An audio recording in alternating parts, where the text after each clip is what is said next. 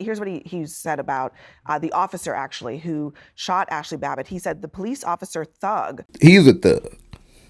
Not the thousands of people that overran police officers and beat them with batons, sprayed them with pepper spray, causing people to have heart attacks. Protect us and deserve our support and our admiration. So that's my view. Should she get the settlement? This should have never happened.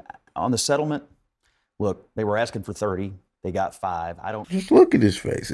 He's got this. I'm just very sympathetic to police officers, and I don't know about the settlement. They were going at 30, but they only got 5. So I guess since they only got 1/6 of the winnings, it's okay.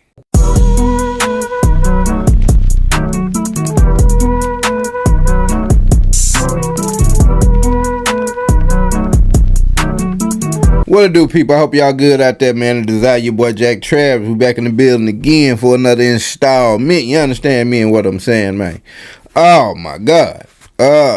Abby Phillips show. You know what I'm saying? Abby got a little if you know about Piers Morgan, you know what I'm saying? Piers Morgan has got kind of like a format like this. He bring on 4 or 5 outrageous individuals. Well, I don't know if I should say outrageous. Really, the only people that are outrageous with this thing are people that happen to be on the right side, because they have to bend and limbo.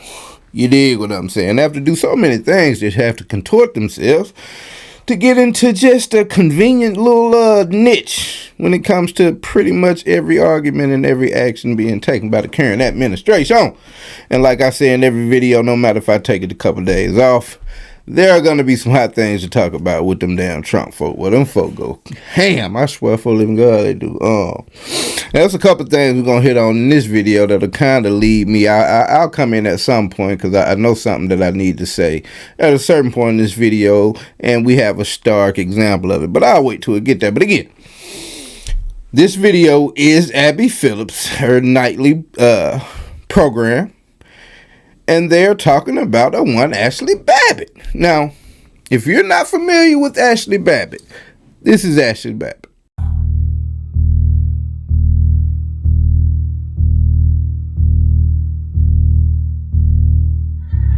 At 2:42 p.m., journalist Taylor Hansen is walking behind Ashli Babbitt, an Air Force veteran from California, as she turns a corner and approaches the speaker's lobby, guarded by 3 police officers.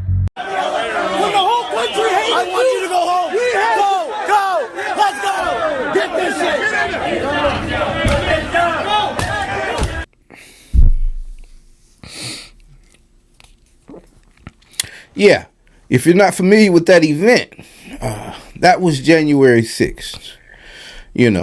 Something that is deemed a peaceful protest. If you ask people like Scott Jennings and various others from the right side of things, yeah, what you just saw was a peaceful protest. Yeah, anybody causing trouble and causing ruckus, you know what they say? Those were Antifa plants. FBI plants. It is so insane, bro.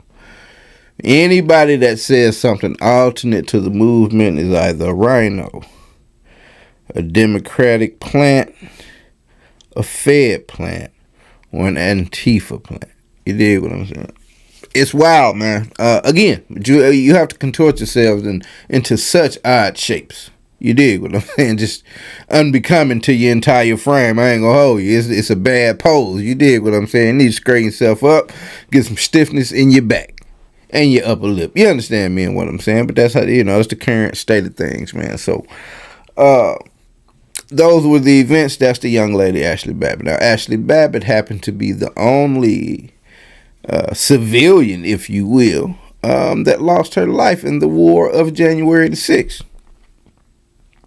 A war that they completely brought on themselves. They said that they are going to take back the country, and this is the day that it's going down. Now, I look back at that day, and when I was watching, I was like, now I wonder, how far did they think this out? Let's say they take over the house, and now they on the megaphones talking with a limited number of teeth in their mouth. Yeah, Vern! We're going to take back the fairness of goddamn. I was like, what did they think they were going to get accomplished? Like, did they think they were like going to take over the military and then like, you know, just literally make themselves the people in these positions and really going to just start, you was going to just have Bobby Pritchard from Selma, Alabama. He really was going to be like the Ministry of Defense. Like, what are we doing here, bro? You had people in that group that their idea of sticking it to the man taking over the government was taking a shit in the corner of the presidential building. Like, just listen, bro. A person that would, first of all, even just think about the act of pulling your pants down in such a huge group of individuals is first of all insane in and of itself, right? And then you proceed to shat. You took, like, what? What did you wipe your ass? You didn't take tissue with you, right? And what other material do you know that can get up in your ass, right? And get, come on, now you walking around the Capitol smelling of shit. This is insane. These are the type of people that were at January 6th that was apparently going to take over the country. It is the wildest. But again, one Miss Ashli Babbitt, you know what I'm saying, taking it upon herself to be the first one. And let's step by step the footage, right? Let's step by step the footage. Let's replay it from a little bit. It just give you some background on what went on.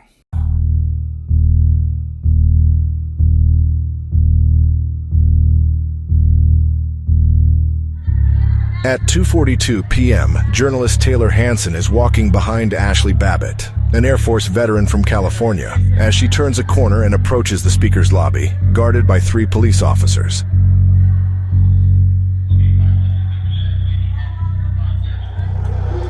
MPD officer Luke Foskett approaches a window and looks out upon the crowd on the western side of the Capitol building. You're live, right? Yeah. Moments later, members of the House seek shelter in the gallery while officers barricade entry into the chamber. It is at this moment that the only firearm to be discharged inside the Capitol that day can be loudly heard.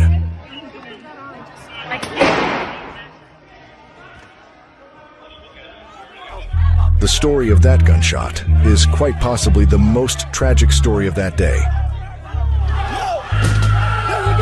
There's a gun! Hey, he's got a gun! He's got The shot heard was a single round fired by Lieutenant Michael Byrd. It strikes Ashli Babbitt in the neck. As you can see, one hit a quitter, one Michael Byrd. Fired one shot, one hit a quitter, done dilla, everyone scattered. For people that were there to cause such a ruckus and making nooses outside, got bear spray, beating people with bats. Damn, one shot? One shot sent people outside. You feel me? People way outside where they weren't even close to the shot range. Like, oh man, I thought y'all was there for some smoke. In this peaceful protest. It's crazy. You telling me you climbed all up on this here thing looking like this here. You did all this, bro. To run soon as one shot get fired? I'm like, goddamn, I don't even get it, bro. But it happened. We all had a front seat to it.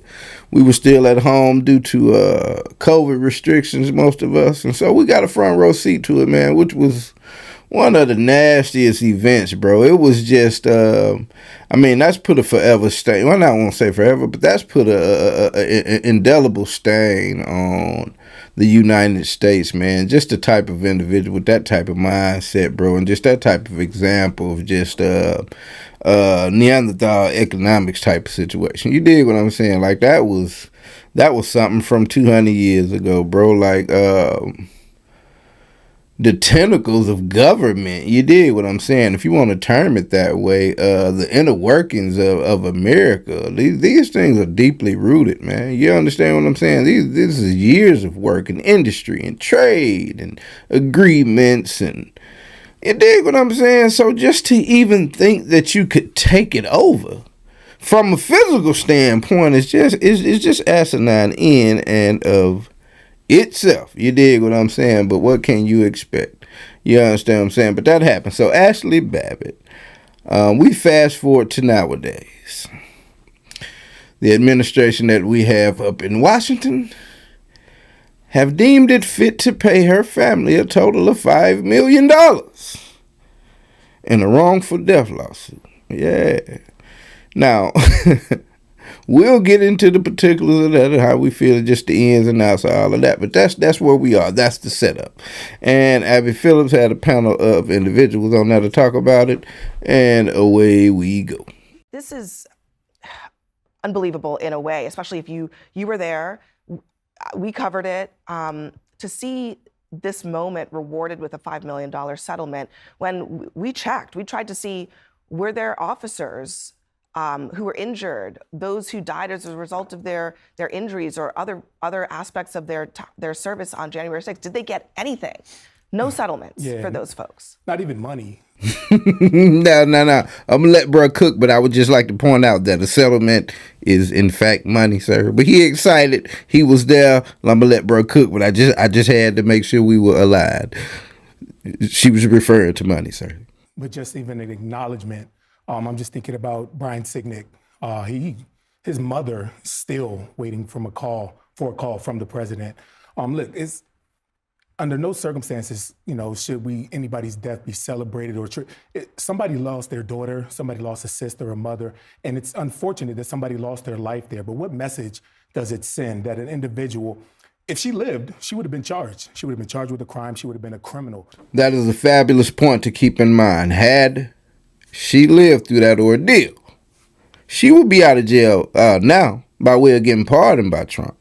But she would have been convicted and went to jail. In fact, she'd have been one of them people with a big sentence, with a big number. She's the first one to go through. Keep that in mind. What message does that send out there to not just everyday citizens, but to people other criminals at the Capitol who may have been sprayed by police or may have been hit by police? Do they get to sue and now be rewarded because their record's clean with Donald Trump pardoning them?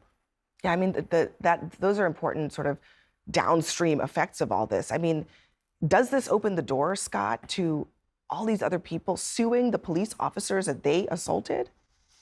Yeah, I mean, he raises legitimate questions. I mean, it's a tragic situation because someone died, and it's also a tragic situation because brave police officers were put in harm's way. I'm very defensive of police officers. I back the blue. I think police officers protect us and deserve our support and our admiration. So that's my view. Should she get the settlement? This should have never happened. On the settlement, look, they were asking for 30. They got 5. I don't know all the facts internally. I've just seen the reporting about whether they thought maybe a jury would side with her. I don't know. Keep that in mind. She was taking part in a criminal act to overthrow the United States government and install themselves as the newly formed heads of state in a violent coup if need be. Think about what would have happened if one of them were allowed, or to breach the actual room where the senators and all of that, congressmen and congresspeople and all that. You dig what I'm saying? What would have happened if they could have all of them flooded into that room? You think they'd have just been sitting there with their phones like, oh yeah, we got you now, Nancy. Come on, man. But isn't this? But I don't. So it's hard for me to know what facts they were looking at internally about what litigation might have produced. But it is a, in my opinion, a tragic situation for everyone. The person who died, the police officer who was involved, who by the way was vindicated in internal reports and internal investigations. Well, that's the point that I'm going to make. So it was a wrongful death settlement. What was wrong then? If he wasn't charged, he was cleared in multiple investigations. What was wrong? This insurrection was perpetuated by the same person whose administration settled this case. So it's not like there was some jury or there was some sort of independent body that gave her this money. This money was given to her by the man who even Scott Jennings at one point said incited this insurrection. His name is Donald Trump. No, it's so convenient when the story, when some facts of a case, which they rarely do, align with Scott's framing on life and politics. It's strange how he never knows the particulars. I told you on the maybe that was on the other page, but I've already done a show with the other guy on this panel, and he had the numbers about, you know, what it said about the people left-leaning, and Abby asked him, well, what did it say about the people that were right-leaning in that poll? Well, I don't know.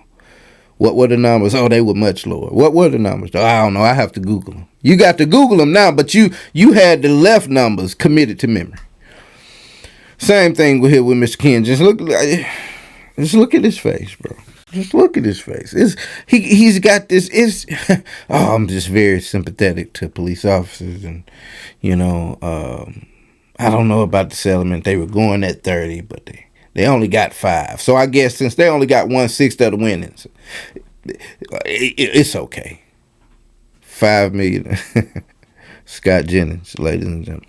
It's coming from taxpayers. Well, It it is is, but coming from Donald Trump taxpayers. should pay. But Here's Donald what- Trump is the here's person what who Don- allowed that to happen. And he has been on this issue for a long time. Here's what he said about the officer, actually, who shot Ashli Babbitt. He said the police officer thug, who had a very checkered past to begin with, was not just doing his job when he shot and killed great patriot Ashli Babbitt at point blank range. And then he says that she was murdered. He called the officer a thug. Yeah. Let that wash over you for a minute. Let that wash over you. Michael Byrd, Secret Service government agent, protecting the congressman. Say what you will about the Congress people and the politics and what they do. But this man doing his job to protect their lives, what he's paid to do, takes action when an opportunity presented itself. I guess I can say it like that. And Donald Trump says he's a thug. Not the thousands of people that overran police officers and beat them with batons, sprayed them with pepper spray, causing people to have heart attacks, commit self-deletion after those events. You understand what I'm saying? It's all on camera. Nooses outside. Shit in the corners of the building. They're not thugs. Those were peaceful, patriotic protesters. But this agent was a thug. Now you look at him and you look at them and you say, what's the difference? You know, what could be the difference aside from the fact that this man was doing his job and these people were attempting to violent overthrow the government? What about him could make Trump say that he's a thug and those people not?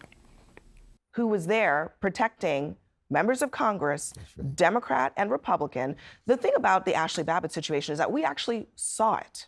We saw the tape of it. We saw that they were trying to break into the chambers where lawmakers were hiding for their lives. That's right. Okay? That's right. That happened because he was protecting our elected leaders. That is not within question here. Republicans Abby, and Democrats. here in New York, routinely, Democratic elected officials routinely call the members of the NYPD thugs, jackbooted That's not pigs. right either. I'm just saying. The point I'm trying to make is, why do we always treat this one incident with a different lens than the broader issue of the police being Because the largest assaulted? assault on law enforcement in the history of the United But States. is it being? But no, is it, it probably Joe, isn't. It probably isn't. But Joe, is it really being? I'm not trying to treated- one-up you there. Is it really? Mind-boggling material. Joe Borelli, which is about third on punchable head and face list, Joe Borelli said, wow, what's the big problem with January the 6th? Why do we keep, why do y'all keep promoting January 6th as if it was just such a horrible event? Like, you know what I mean? That's, dude said it because it's the most violent, the most visible act that we've seen against our government in the history of news and television. Joe said, it probably isn't. It probably isn't. What does that even mean? There's probably something out there. Do you know what it is, Joe? You heard about it. You know, we've been talking about this for years. Have someone brought something to you that was like, hey, this was much worse than January 6th? Joe said it probably is. The logic, bro, like, to go back home, bro, and your algorithm feeds you this interview. Maybe some people just like to go back and see themselves on camera and see how they perform. To watch this back as a Scott Jennings or a Joe Borelli or what's his name? Shamar Moore. What's brother name? Shenanigans McGee. What's his name? Michael. Or Batya. To go back home and watch, like, are you serious, bro? Is it really being treated with a different lens, except by the people who are running for office on a back the blue platform? You're talking to me. I mean, I'm that's what I'm saying. I think that on January 7th, there was almost unanimity that this was an awful day, that the people who were involved in it should be prosecuted. Almost everybody agreed with that. The only reason that changed is because Donald Trump wanted it to change. And because Donald Trump was on the other side of that issue, all the back the blue people have changed their stance. I agree with you that people should be consistent, but I think the lack of consistency is not where you think it is. I think there were definitely people who were completely overcharged for their participation. I think people that assaulted police officers on video, on camera, easily provable, should be punished and should spend time in jail. I'm consistent. Right, I said the same thing last segment when we were talking about the Congresswoman. I'm saying the same thing this segment. If you were in the Oval Office, I think maybe we'd be having a different conversation. But Donald Trump is in the Oval Office. He has pardoned all of these people, including the ones who assaulted police officers. And now his Justice Department has handed down a $5 million settlement in this case. But I think the sad thing is when you have larger patterns of might makes right. All right, before I'm gonna let my good brother Cornel West cook, but just let me jump in and wipe Mr. Joe Borelli off the map real quick. I don't know that we asked Joe anything about how he felt about January 6th and in particular people, at least Abby in that part of the question. He's talking about Trump calling people thugs, this judgment. Joe says I'm consistent. I think there were people that were wrongfully charged. That's how he started his reply. Huh? But the people that committed acts of violence that were caught on camera should spend some time in jail. Basically, he's fine with them being pardoned. They spent enough time, 2-3 years, no matter what they did. The whole idea of this conversation was to talk about the $5 million. We went into why is Michael Byrd a thug and these people not thugs. These are the things that played into this settlement. He said, well, I think some people were wrongfully charged. Of Pontius Pilate over Jesus, of Thrasymachus over Socrates. People figure it's all transaction, it's all manipulation, it's all the survival of the slickest. Once you have that dominant in your society, after a while, it doesn't make any difference what's on the books because nobody is taking the book seriously anyway. Rule of law doesn't mean that much. Constitution doesn't mean that much. Quality relations doesn't mean that much. Harry, conversations don't mean that. Do you feel that way? The rule of law has less meaning now? Last week being National Police Week, the White House tweeted whatever it is. We support and will never betray our men and women in law. Which ones? The ones that voted for you? Like this is about right and wrong. And like you could turn off all the talking heads. You can turn off all the news, everybody's opinion about January 6th. Hell, watch it on mute. Just press play. Just press play. Everybody watched and had a front row seat to watch what happened with Ashli Babbitt, to watch what happened to everybody in the Capitol that day. You don't need anybody's opinion. Just press play. And anybody that can side with those individuals, they got the nerve to call themselves patriots, and they were right. They're attempting to rewrite what happened that day, and that continues with Donald Trump, with this Justice Department awarding Ashli Babbitt's family $5 million. That is coming from taxpayer money. Ashli Babbitt wouldn't have been there if Donald Trump would have accepted that the election was not stolen. So maybe Donald Trump should pay that $5 million himself instead of the American people. Great point, man. For them to have Doge and they're concerned with all of this government waste and fraud and abuse, they have no problem spending money on frivolous stuff like this and running around. And, I guess when you take a $400 million gift, I'm sure that jet wasn't $400 million. You dig what I'm saying? That jet probably about $200 million. Other $200 million come in the form of some shell companies, some checks moved around. You can't think that But actually, they said he left with a $600 million deal. You know what I'm saying? But you can't think that just all of that's accounted for. You dig what I'm saying? Some of that is personal in the bank bread. And, you know, he got family members getting money out here, all that, man. This, that, and the third. But, you know, like dude said, you know, which officers are you down for? Now, oddly enough, in the places that you go around, like Twitter, where most of the conversation goes on, you know, policemen will be quiet about things that seem to be counter to their thinking. You dig what I'm saying, and what they were told about the administration as they were coming in. So instead of you know, sit there and look stupid and not have anything to say, they just won't comment on it. You dig what I'm saying? But you know, it's a wild thing, because you have to understand that